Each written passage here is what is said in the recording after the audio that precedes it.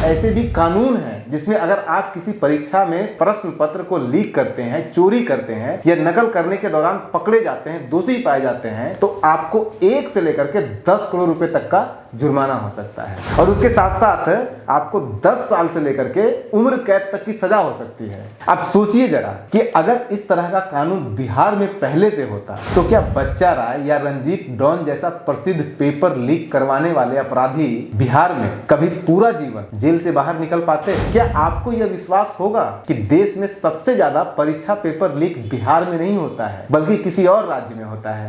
बिहार सरकार पिछले 43 सालों से परीक्षा संबंधी जो कानून है उसमें कोई बदलाव नहीं कर रही है। आप गौर कीजिए कि आरएसएस की जो पत्रिका ऑर्गेनाइजर है वो इस कानून के पक्ष में एक बहुत बड़ा और बहुत ही सपोर्ट करता हुआ लेख लिखा। क्या कहीं बिहार को बदनाम करने की साजिश तो नहीं है मीडिया और बाकी जगहों पे? बने रहिए बिहार के साथ।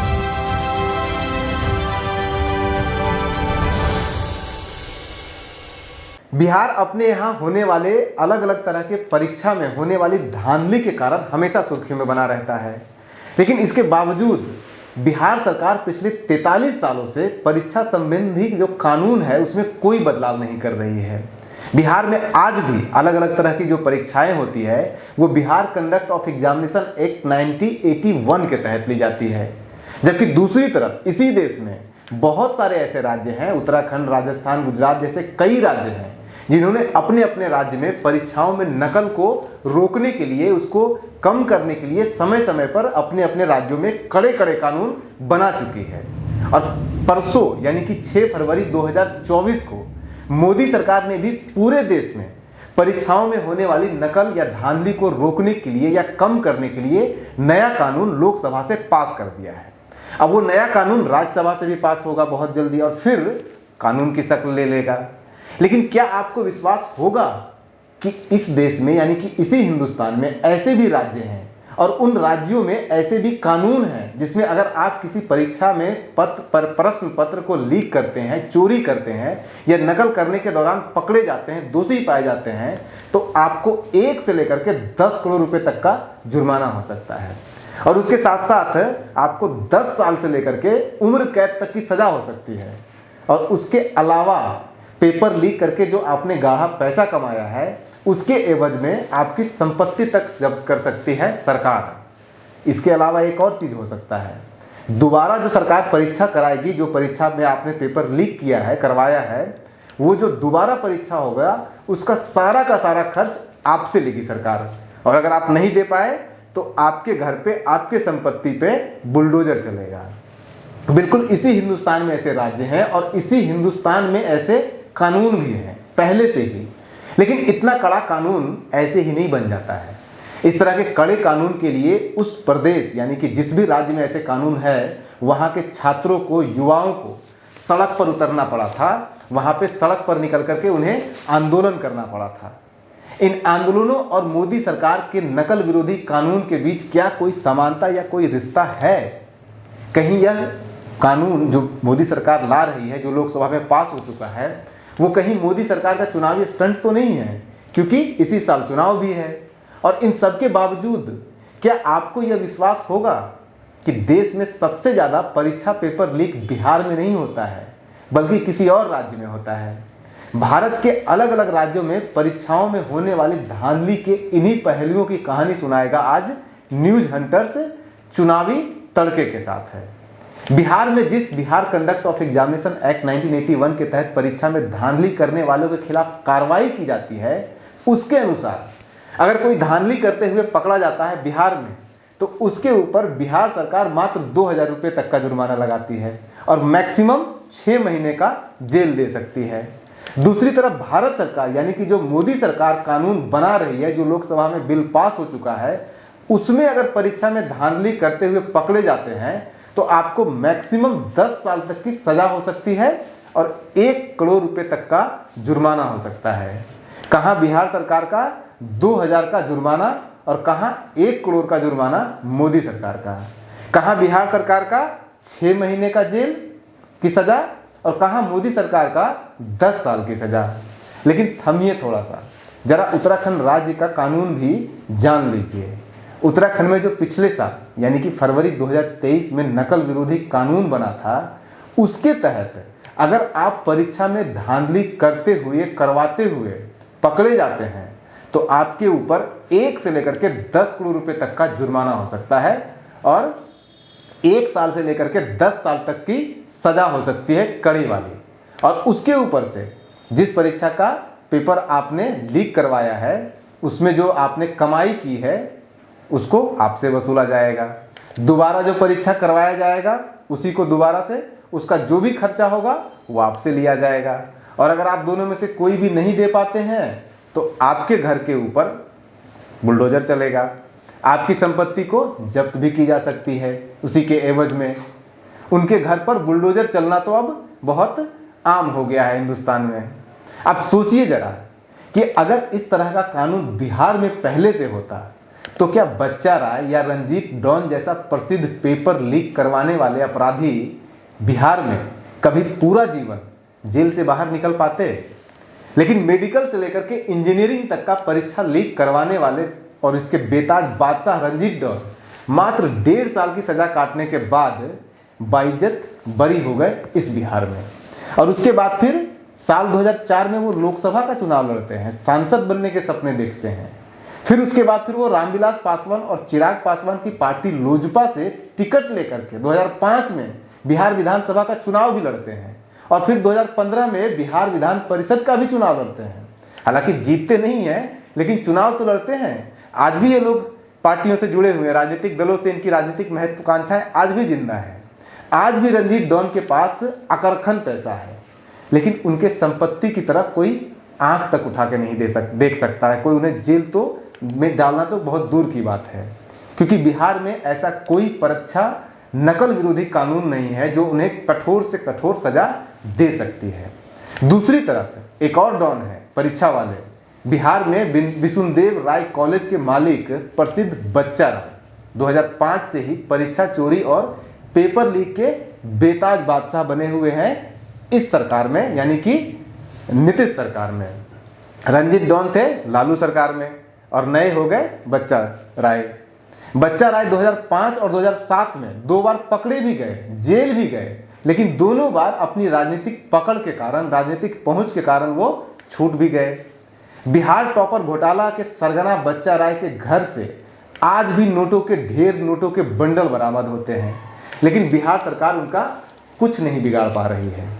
काश उत्तराखंड की तरह बिहार में भी पेपर लीक या परीक्षा नकल विरोधी एक कठोर कानून होता तो आज बिहार की शिक्षा व्यवस्था की ये हालत नहीं रहती और रंजीत डॉन या बच्चा राय जैसे लोग ऐसे खुलेआम सत्ता के गलियारों में घूम नहीं रहे होते, सत्ता के गलियारों में सत्ता पाने के सपने नहीं देख रहे होते।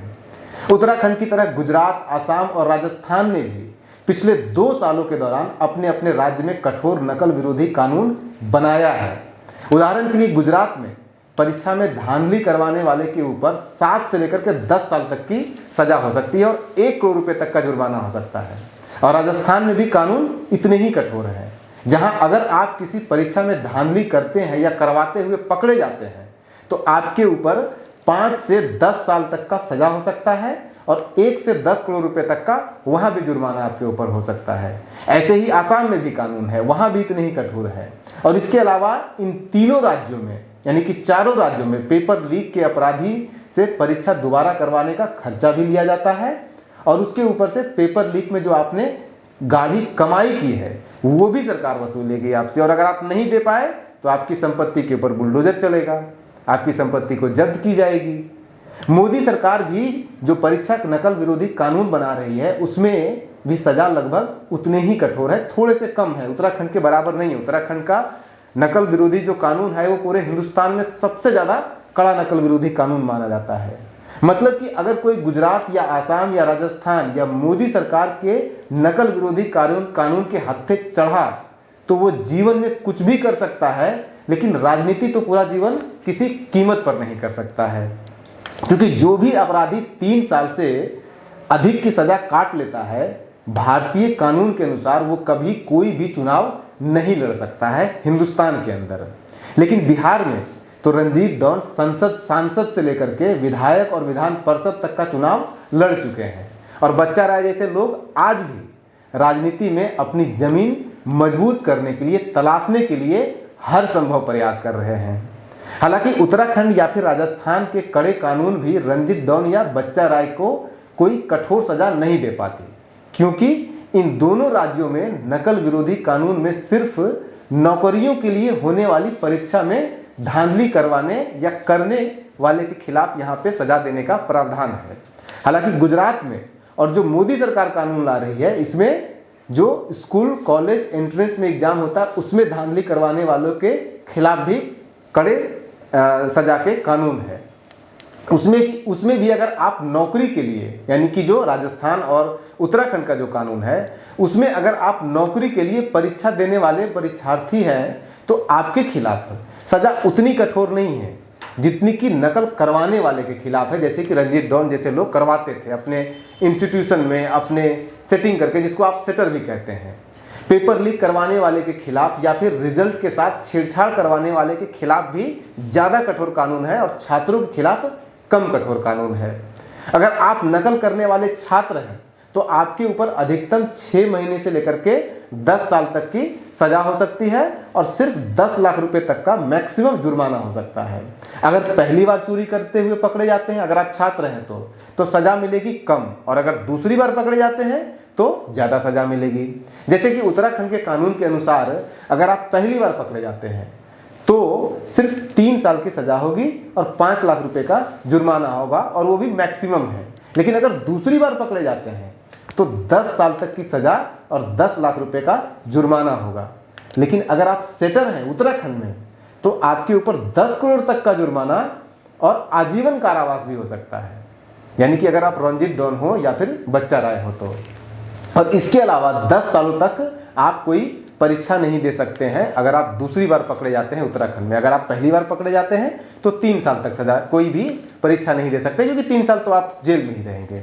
लेकिन अगर आप स्कूल कॉलेज के विद्यार्थी हैं तो ज़्यादा डरने की ज़रूरत नहीं है, क्योंकि ये सभी कानून, यानी कि जो उत्तराखंड का कानून है, जो राजस्थान का, जो आसाम का कानून है, वो सिर्फ नौकरियों के लिए होने वाली परीक्षा, एंट्रेंस एग्जाम या फिर 10वीं 12वीं BA MA PhD की परीक्षा के लिए लागू नहीं होता है। नौकरियों के साथ साथ एंट्रेंस या 10वीं 12वीं BA MA PhD की परीक्षा में धांधली रोकने के लिए पहले से ही लगभग सभी राज्यों में कानून बना हुआ था, पर वो कानून कठोर नहीं था। उदाहरण के लिए, जैसा हमने बिहार में आपको बताया था कि यहाँ 2000 रुपये तक का जुर्माना होता था और 6 महीने तक की सजा, और ये सजा नौकरियों वाले परीक्षा के लिए भी था और स्कूल कॉलेज के परीक्षा के लिए, एंट्रेंस के परीक्षा के लिए भी सेम कानून था। इसी तरह से उत्तर प्रदेश में जो पहले कानून था उसके हिसाब से 1 साल तक मैक्सिमम सजा और 5000 रुपये तक का जुर्माना था। इसी तरह से बाकी राज्यों में भी मैक्सिमम, किसी भी राज्य में चले जाइए तो 1 साल तक की सजा थी और मैक्सिमम 1 लाख रुपए तक का जुर्माना था। लेकिन गौर करने वाली बात यह है कि इन राज्यों के नकल विरोधी कानून में अगर कोई पेपर लीक करवा रहा हो या बड़े स्तर पर व्यवस्थित तौर पर नकल करवा रहा हो, या फिर इसमें अगर कोई संस्थान इन्वॉल्व हो, जैसे कि रंजीत डॉन या फिर बच्चा राय और उनके कॉलेज इन्वॉल्व हुआ करते थे, तो उनके खिलाफ कोई कठोर प्रावधान या कोई कठोर कानून अलग से बना हुआ ही नहीं है। यानी कि बिहार में भी आज के डेट में ऐसे कोई कानून है ही नहीं। लेकिन मोदी सरकार इस नए नकल विरोधी जो कानून वो बना रही, जो बिल पास हो चुका है लोकसभा में, उसमें सबसे गहरा गाज, यानी कि सबसे कड़ी सजा इन्हीं संगठित पेपर लीक करने वाले अपराधियों के खिलाफ प्रावधान किया जा रहा है, यानी कि रंजीत डॉन और बच्चा राय जैसे लोगों के खिलाफ। यानी कि अब मोदी सरकार के इस नए कानून में रंजीत डॉन या बच्चा राय जैसे लोग ऐसे अपराध करने के बाद राजनीति में तो आना भूल जाए। मोदी सरकार के इस नए कानून में ऐसे अपराधियों के घर के ऊपर बुलडोजर तक चलेगा और पूरी जिंदगी जेल का आटा का चक्की भी चलाना पड़ सकता है। लेकिन सवाल उठता है कि क्या सिर्फ कठोर कानून बना देने से परीक्षाओं में धांधली को रोका जा सकता है? अगर रोका जाता तो गुजरात, राजस्थान, उत्तराखंड या फिर झारखंड, उत्तर प्रदेश और आंध्र प्रदेश जैसे राज्यों में बिहार की तुलना में इस तरह से परीक्षा में नकल करने या करवाने के मामले कम आने चाहिए थे, क्योंकि वहां पे बिहार से ज़्यादा कठोर कानून है। इन राज्यों में कठोर कानून ज़्यादा है बिहार से, ये सबको मालूम है, क्योंकि बिहार में सिर्फ 6 महीने का है, बाकी राज्यों में एक साल का है, 10-10 हज़ार, 1-1 लाख तक का जुर्माना है। लेकिन स्थिति बिल्कुल उल्टा है। गुजरात में साल 2015 से लेकर के 2023 तक एक भी ऐसा साल नहीं गुजरा है जब वहां पे एक न एक परीक्षा का पेपर, प्रश्न पत्र लीक हुआ हो या लीक करवाया गया हो और उसके कारण वो परीक्षा रद्द हो ना हुआ हो। इसमें 2014 का जीपीएससी चीफ ऑफिसर का परीक्षा, 2015 में तलाती का, 2016 में फिर तलाती का परीक्षा लीक हुआ, 2018 में टीचर एप्टीट्यूड टेस्ट का, मुखिया सेविका का, नायब चितनी का, लोक रक्षक दल का, यानी कि 4-4, 5-5 परीक्षा सिर्फ एक ही साल में 2018 में लीक हुआ गुजरात में। फिर उसके बाद 2019 में नॉन सचिवालय क्लर्क का परीक्षा पत्र लीक हो गया। फिर 2021 में गुजरात में जीएसएसबी का परीक्षा लीक हुआ, हेड क्लर्क का लीक हुआ, सब ऑडिटर का लीक हुआ, 3-3 परीक्षा पत्र एक ही साल में। फिर 2022 में 10वीं का परीक्षा लीक हुआ, फॉरेस्ट गार्ड का परीक्षा लीक हुआ, 2023 में फिर सौराष्ट्र यूनिवर्सिटी का पेपर लीक हुआ, जूनियर क्लर्क का लीक हुआ 2023 के पेपर में, और उसके बाद फिर उनका एग्जाम भी रद्द किया गया। जैसे बिहार का जामतारा साइबर क्राइम के लिए फेमस है, वैसे ही गुजरात का भावनगर पेपर लीक करने के लिए फेमस है। जामतारा के ऊपर तो नेटफ्लिक्स का सीरीज बन जाता है और ऐसे दिखाया जाता है कि जैसे पूरे हिंदुस्तान का सारा साइबर क्राइम, सारा का सारा साइबर ठग बिहार में ही होता है। हालांकि जामतारा बिहार में नहीं है, झारखंड में है, फिर भी बदनाम बिहार ही होता है। लेकिन गुजरात के भावनगर पर न तो कोई नेटफ्लिक्स पे फिल्म बनती है और न ही कोई बड़ी खबर बन पाती है अखबारों में और न्यूज चैनलों पर, और न ही भावनगर के बहाने गुजरात को पेपर लीक का गढ़ बनाने का प्रयास किया जाता है। जनवरी 2020 से जनवरी 2023 के बीच 3 सालों के दौरान गुजरात में 13 परीक्षा पेपर लीक हुआ था और उसके बाद यहाँ इसके खिलाफ कानून बनाया गया गुजरात में मार्च 2023 में। राजस्थान में भी साल 2011 से लेकर के 2018 के दौरान 12 परीक्षा के पेपर लीक हुआ और परीक्षा पत्र को रद्द करना पड़ा। लेकिन बिहार में परीक्षा में धांधली ज़्यादातर 10वीं और 12वीं क्लास का जो परीक्षा स्कूलों का होता है वही होता है। लेकिन नौकरियों में होने वाली जो परीक्षा, नौकरियों के लिए जो परीक्षा होती है बिहार में, उसमें बिहार में धांधली गुजरात और राजस्थान से बहुत कम होता है। लेकिन इसके बावजूद बदनाम बिहारी है। इसके पहले यानी कि अगर बिहार का आप एग्जाम्पल ले तो 67वां बीपीएससी का परीक्षा लीक हुआ था और इस दौरान पिछले 10 सालों के दौरान 6 बार 10वीं का परीक्षा लीक हुआ है बिहार में। इसके अलावा फिर एक बार बिहार फायर पुलिस का एग्जाम लीक हुआ मार्च 2021 में, और इसी साल यानी कि पिछले साल 2021-23 में पुलिस कांस्टेबल का एग्जाम का पेपर लीक हुआ था। और उसके अलावा टीईटी का परीक्षा बिहार में 2017 में लीक हुआ था। यानी कि गुजरात या फिर राजस्थान या फिर उत्तराखंड के मुकाबले बिहार में परीक्षाएं जो होती है नौकरियों के लिए, वो पेपर बहुत कम लीक होते हैं उनकी तुलना में। अब एक आखिरी सवाल, आखिर मोदी सरकार को एकाएक ये नकल विरोधी कानून बनाने की सूझी कहां से? क्योंकि अभी हाल के महीनों में न तो कोई बड़ा परीक्षा पत्र लीक हुआ है और न ही कोई बड़े परीक्षा पत्र पेपर कैंसिल हुए हैं या फिर कोई आंदोलन हुआ है उसके खिलाफ है। फिर भी मोदी सरकार ऐसा फैसला क्यों ले रही है, और वो भी चुनावी वर्ष में? जवाब छिपा है उत्तराखंड, आसाम, गुजरात और राजस्थान में बने नकल विरोधी कानून में। उत्तराखंड में पिछले साल फरवरी 2023 में देश का सबसे कठोर नकल विरोधी कानून बनाया गया था। लेकिन उत्तराखंड में ये ऐसे ही नहीं आ गया था कानून, वहां पे छात्रों ने उग्र प्रदर्शन किया था, उसके बाद ये कानून बना है। दरअसल साल 2023 में उत्तराखंड में एक के बाद 22 के अंत में और 23 के शुरू में उत्तराखंड में एक के बाद एक कई प्रमुख परीक्षाओं के पेपर लीक हो रहे थे। सिर्फ जनवरी 2023 में यूके पीसीएस यानी कि उत्तराखंड का जो पीसीएस एग्जाम है उसका पेपर लीक हो गया, और फिर जनवरी में ही पटवारी का परीक्षा लीक हो गया, फिर अकाउंटेंट का जनवरी में ही लीक हो गया। यानी कि एक ही महीने में 3-3 परीक्षा लीक हो गया, का पत्र लीक हो गया। उसके बाद फिर उत्तराखंड के जो छात्र हैं और युवा जो हैं वो सड़कों पर आकर के उतर गए। बहुत हिंसक आंदोलन वहां पे हुआ और सरकार को मजबूरी में ये कठोर कानून धामी सरकार को बनाना पड़ा था। मेरे ख्याल से 12 फरवरी को ये कानून वहां पे पास भी हो गया था और इसके तुरंत बाद असम सरकार ने भी पास कर दिया। और उसके बाद फिर 1 महीने के भीतर आपका जो राजस्थान सरकार है उसने भी इस कानून को पास कर दिया अपने राज्य में। इस कानून को पूरे प्रदेश में यानी कि पूरे उत्तराखंड में तारीफ किया गया। धामी सरकार का, उत्तराखंड के बीजेपी सरकार का तारीफ किया गया और उत्तराखंड के बाहर भी इस कानून का तारीफ हुआ। असम ने अगले महीने में ही, फरवरी में ही, वहाँ पे अपने यहाँ भी सेम इसी तरह का कठोर कानून, नकल विरोधी कठोर कानून बना दिया। अगले महीने मतलब कि मार्च में राजस्थान ने बना दिया। गुजरात पहले से ही बना चुका था। मिला जुलाकर मामला इस कानून के कारण बहुत गर्मा गया।